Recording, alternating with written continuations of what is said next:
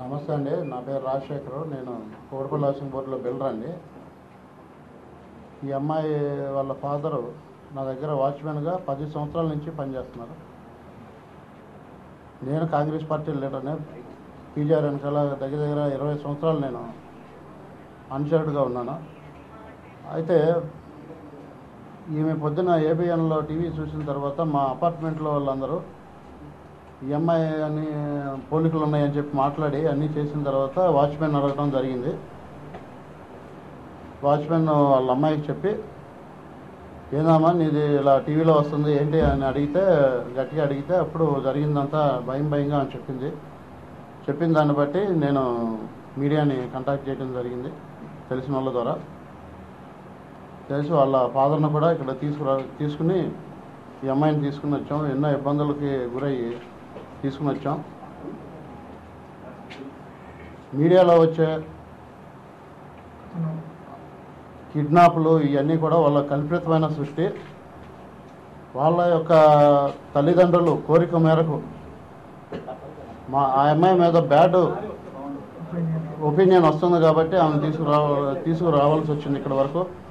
కాబట్టి ఇప్పుడు మీరు ఎవరైనా సరే ఏదైనా సరే ఆమెని ధైర్యంగా క్వశ్చన్లు అడగవచ్చు. అందరూ అసలు ఏం జరిగిందన్నది మొదటికాడి నుంచి నిజాలు అందరి ముందు, మా అపార్ట్మెంట్లో అందరి ముందు ఒప్పుకున్న తర్వాతే ఆమెను ఇక్కడ తీసుకురావడం జరిగింది. కుకటపల్లి హౌసింగ్ బోర్డు అండి, జీపీ రావు ఎస్టేట్స్.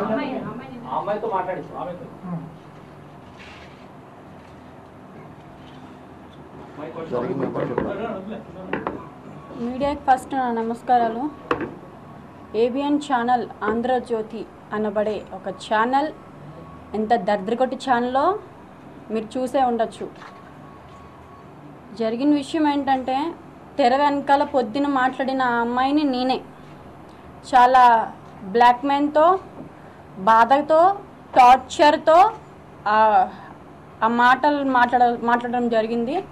ఆంధ్రజ్యోతిలో ఉన్న క్రాంతి అనే అబ్బాయి నన్ను ఒత్తిడితో తీసుకెళ్ళి అక్కడ కూర్చోబెట్టి ఒక 4 అమ్మాయిల్ని పంపించి నన్ను అక్కడ తీసుకెళ్ళి స్టూడియోలో కాకుండా కింద రూమ్లో పర్సనల్గా కూర్చోబెట్టి అక్కడ ఇంటర్వ్యూ చేశారు నన్ను. ఆయన నాతో మాట్లాడాడు. అది మొత్తం కూడా అబద్ధం. అంబటి రాంబాబు గారికి నాకు ఎటువంటి సంబంధము లేదు. నేను ఆయన ఇప్పటికొచ్చి చూసింది లేదు, ఆయనతో నేను ఇప్పటికొచ్చి మాట్లాడింది లేదు. వాళ్ళ సొంత పనుల కోసం నా ఫ్యామిలీని నన్ను టార్గెట్ చేసుకున్నారు. వాళ్ళ ఒక అవసరం కోసం నన్ను ఒక బ్లేమ్ చేశారు ఇక్కడ. సో ఎలాగైనా తెలిసింది. నేను నిజం చెప్పడానికి ఇప్పుడు నిజం చెప్పడానికి నేను మీడియా ముందుకు వచ్చాను. మీడియా అంతా నాకు చాలా హెల్ప్ చేయడానికి అందరూ చాలా మంది వచ్చారు ఇక్కడికి. Thank you. కానీ ఒక్కటి నిజం చూపియండి అక్కడ. ఇది నిజం చెప్తున్నాను, ఈ నిజం అక్కడ చూపియండి, ప్రజలకు చూపించండి. చాలామంది అమాయకురాళ్ళు, చాలామంది ఆడవాళ్ళు బయట బాధపడుతున్నారు. అవి బయటకు తీసుకురాకుండా ఒక రాజకీయంలో ఉన్న పార్టీ అన్న జగనన్న టార్గెట్ పెట్టుకుని ఒక అంబటి రాంబాబు కోసము నన్ను బయటికి లాగి, ఏం చెప్పాలో కూడా నాకు అర్థం కావట్లేదు, నన్ను బయటికి లాగి నన్ను బ్లేమ్ చేసి నన్ను చూపిలేని విధంగా నన్ను చూపించి అంబటి రాంబాబుని దెబ్బతీద్దాం అనుకున్నారు. కానీ ఆయనకి నాకు ఎటువంటి సంబంధము లేదు. ఆయనతో నేను మాట్లాడింది లేదు. కనీసం ఆయన రియల్గా నేను దూరపు నుంచి కూడా చూడలేదు. ఈరోజు ఇంకో విషయం ఏంటంటే, నేను పిఆర్పిలో ఒక కార్యకర్తగా పనిచేయడం జరిగింది. పిఆర్పి పార్టీ వచ్చిన తర్వాత బయటికి. నేను అంతకుముందు నేను ఏ పార్టీలోని పనిచేయలేదు, ఏ పార్టీకి నేను ఇది చేయలేదు. కానీ నేను ఒక పిఆర్పికి మాత్రమే హెల్ప్ చేశాను. పిఆర్పిలో ఒక కార్యకర్తగా నేను అన్ని యొక్క ప్రోగ్రామ్స్కి నేను అటెండ్ అయ్యేదాన్ని. చిరంజీవి దగ్గర మంచి పేరుంది నాకు. చిరంజీవి నన్ను గుర్తుపట్టి నాతో మాట్లాడే పేరు నేను చిరంజీవి దగ్గర సంపాదించుకున్నాను. మా అన్న చిరంజీవిని ఒకటే క్యాస్ట్, నేను కాపుదాన్ని. మా అన్న కాపులు బయటకు వచ్చారని చెప్పి నేను పార్టీలో జాయిన్ అవ్వడం జరిగింది. సో అన్నను తిట్టినందుకు డబ్బులు లేకుండా పార్టీని నడుపుతున్నాడు చిరంజీవి అన్న ఒక మాటకి 200 మనుషులు నేను తీసుకెళ్లి ఛానల్ని కొట్టిన మాట నిజం. ఛానల్ని కొట్టాను, రిపోర్టర్ని కొట్టాను. అవన్నీ కూడా నా ఆధ్వర్యంలోనే జరిగాయి. అదంతా కూడా నేనే చేశాను. అది మనసులో పెట్టుకుని అదొక ఫోటో ప్రింట్ చేసి నెట్లో పెడతాను, నేను నీ ఫ్యామిలీని నాశనం చేస్తాను.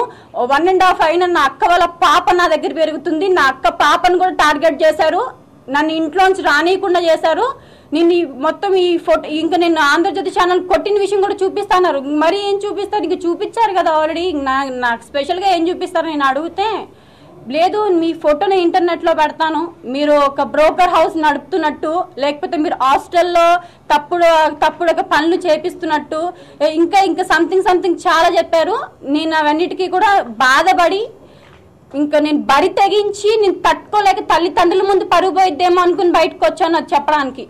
ఇప్పుడు మొత్తం లోకం రాష్ట్రంలోనే పరుగు పోగొట్టుకున్నాను. కానీ ఇప్పటికీ కూడా నిజం చెప్తున్నాను. ఆల్ మీడియాకి నేను ఒకటే అడుగుతున్నాను, ప్లీజ్ మీడియా ఇది మాత్రం 10 సార్లు చూపించండి. అంబటి రాంబాబుకి నాకు ఎటువంటి సంబంధము లేదు, ఎటువంటి నాకు లేదు. ఆయనతో నేను ఇప్పుడు వచ్చి మాట్లాడింది లేదు, ఆయన నేను చూసింది లేదు. ఇది క్రాంతి అన్న రాధాకృష్ణ అన్న ఒక బేవర్స్ ఎద్దవలు చేసిన పని. ఇది ప్రతి ఒక్క ఫస్ట్ పాత్ర రాధాకృష్ణ ఉంది. ఏబిఎన్ ఛానల్ రాధాకృష్ణ ఫస్ట్ దీనికి పాత్ర వహించాడు.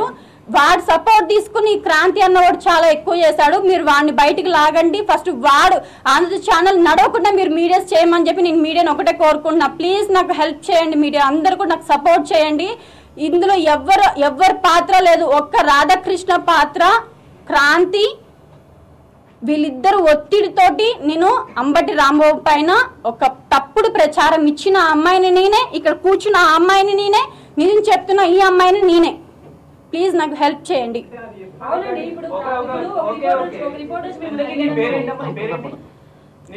ఒకళ్ళు మాట్లాడుతున్నారు, ఒక నిమిషం.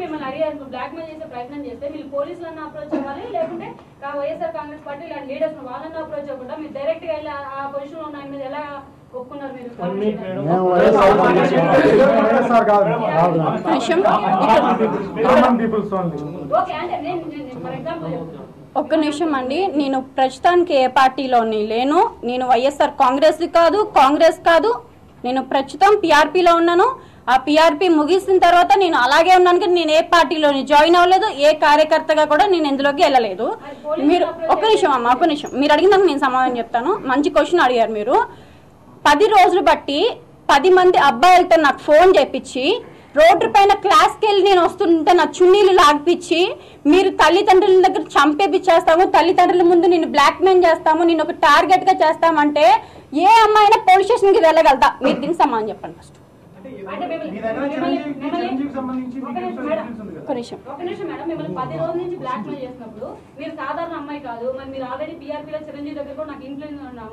ఆయన కాంగ్రెస్ ఒక్క నిమిషం అమ్మా, ఒక్క నిమిషం.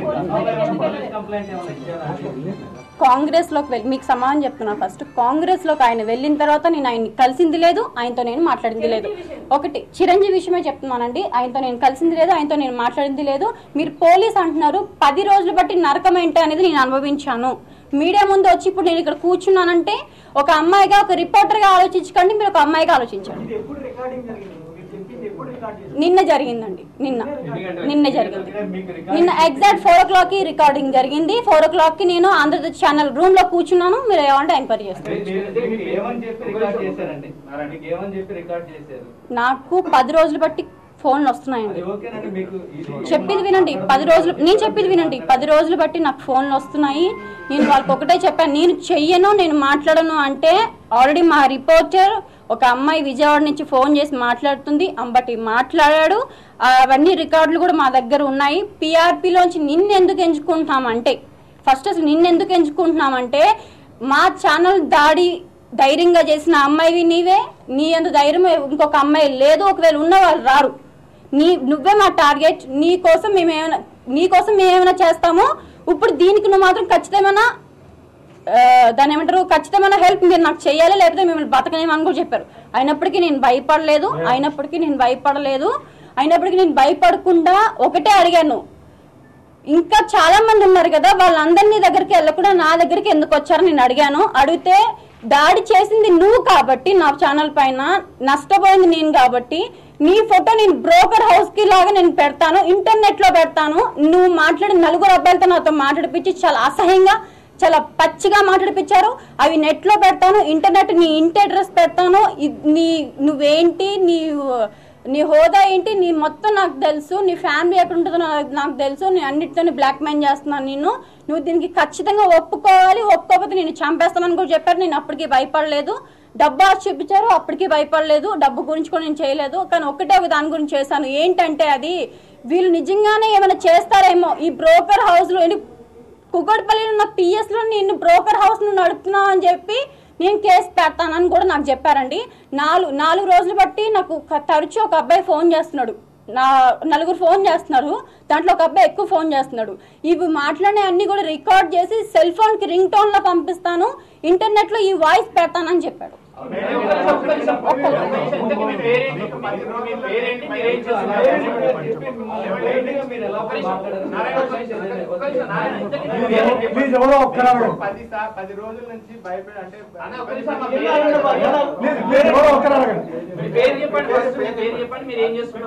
నా పేరు మంజు, నేను బ్యూటిషియన్ నేర్చుకుంటున్నానండి ప్రస్తుతం. అయితే ఇప్పటి వరకు మీరు ఏదైతే చెప్తున్నారో ఏబిఎన్ ఇట్లా బెదిరించారు, లేకపోతే ఫలానా చాలా వాళ్ళు మమ్మల్ని టార్గెట్ చేశారు, ఇంత బ్లాక్ మెయిల్ చేశారు, దానికి సంబంధించినటువంటి ఎవిడెన్స్ మీ దగ్గర ఏమైనా ఉన్నాయా? నా దగ్గర అయితే ఏం లేవండి. మేము ఎట్లా నమ్మాలి? మీరే అమ్మాయి అక్కడ మాట్లాడిన అమ్మాయి నేనే అని చెప్తున్నాను కదండి. మాట్లాడిన టీవీలో మాట్లాడినటువంటి వాయిస్ కి ఇప్పుడు మాట్లాడిన వాయిస్ కి యాసలో తేడా ఉన్నది ఒకటి. రెండోది మీరే మాట్లాడినట్లుగా మీరేమైనా ఎవిడెన్స్ చూపించగలరా?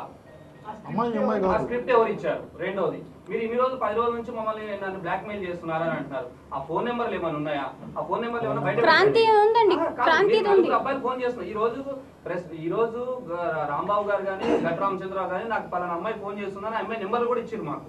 అట్లనే మీకు అది ఎవరో కాదండి, అది ఎవరో కాదు. విజయవాడలో ఉన్న ఏబిఎన్ ఛానల్ క్రాంతి అన్న ఆధ్వర్యంలో జరుగుతున్న ఆ ఛానల్ కి సంబంధించిన ఒక అమ్మాయి సంగీత అన్న అమ్మాయి ఫోన్ చేసి మీరు చెప్పిన పేర్లకి మాట్లాడారు. నేనెవరికి ఫోన్ చేయలేదే. ఒకవేళ నేను చెయ్యకపోయి ఉంటే కనుక రిపోర్టర్ మాట్లాడుతున్నప్పుడు రిపోర్టర్ ఎందుకు కనిపించట్లేదు, ఇదొకటి అడుగుతున్నాను నేను. రిపోర్టర్ ఎందుకు కనిపించట్లేదు? ఇప్పుడు ఇంతమంది ఉన్నారు, ఇక్కడ నుంచి ఫోటోలు తీసుకుంటున్నారు, ఒక రిపోర్టర్ ఇంటర్వ్యూ చేస్తున్నారు, ఏం మాట్లాడతారండి? పక్కన వాడు కనిపించరా? రిపోర్టర్ కనిపించరా? మీ ఫేస్ కనిపించింది కదా, ఎందుకు మరి ఏబిఎన్ ఛానల్ రిపోర్టర్ కనిపించట్లేదు? దానికి సమాధానం చెప్పండి. నలుగురించి ఫోన్ వస్తుందమ్మా, నలుగురించి ఫోన్ వస్తున్న మాట వాస్తవం, నేను మాట్లాడిన మాట వాస్తవం. వాడు రికార్డ్ చేసి అది రింగ్ టోన్ లో పంపిస్తాను అన్నమాట వాస్తవం. కాకపోతే ఏంటంటే వాడు చేసి నా పనికి వాడు తప్పించుకున్నాడు, నేను బలైపోయాను.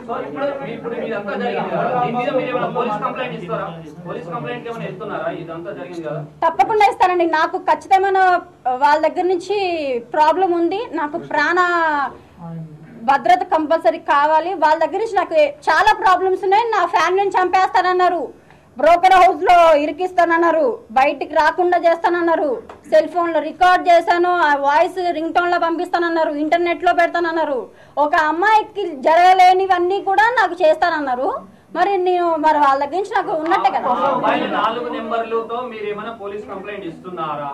ఆ 4 నెంబర్లు ఏమంటున్నా? రెండోది ఈ రోజు ఛానల్లో వచ్చినటువంటి ఫోన్ వాయిస్, అక్కడ మీరు కూర్చున్న వాయిస్ రెండు మీదేనా? ఫోన్ లో మాట్లాడింది నేను కాదండి. ఆ డైరెక్ట్ ఏదైతే లైవ్ చూపిస్తున్నారో అది నేను. ఆ తెర వెనకాల కూర్చుని మాట్లాడిన అమ్మాయిని నేనే, కానీ ఆ ఫోన్ లో మాట్లాడింది నేను కాదు.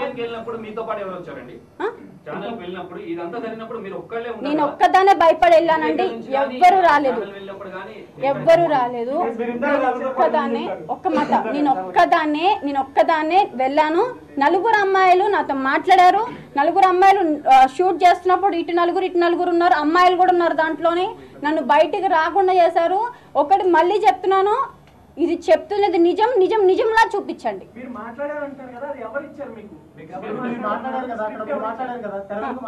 అవును, క్రాంతి చెప్పారు.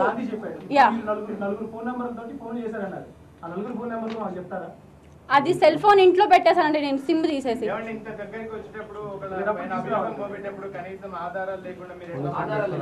ఆధారం నేనే ఆధారం అండి, ఒక మీడియా ముందు